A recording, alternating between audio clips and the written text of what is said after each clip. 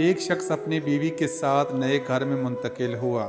صبح کے وقت جب وہ دونوں ناشتہ کھا رہے تھے، بیوی نے کھڑکی سے باہر جھانکا اور باغ میں پڑوسن کا کپڑا سوکھتا دیکھ کر حیرانی سے کہا، دیکھو ہماری پڑوسن کا دھلا ہوا کپڑا بالکل صاف نہیں، وہ شاید صحیح طریقے سے کپڑے دھونا نہیں جانتی۔ یہ تبصرہ وہ ہر بار دہراتی جب بھی پڑوسن اپنے کپڑے دھوتی اور باہر سکھانے ڈالتی۔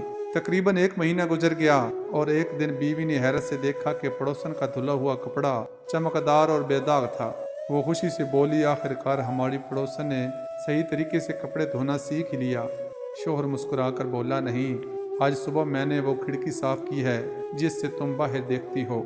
پھر وہ نرمی سے بولا، ہم دوسروں میں خامیاں دیکھنے سے پہلے اپنی نظروں کی دھند صاف کریں، کیونکہ اکثر مسئلہ ہماری ہی نظر میں ہوتا ہے، نہ کہ دوسروں میں۔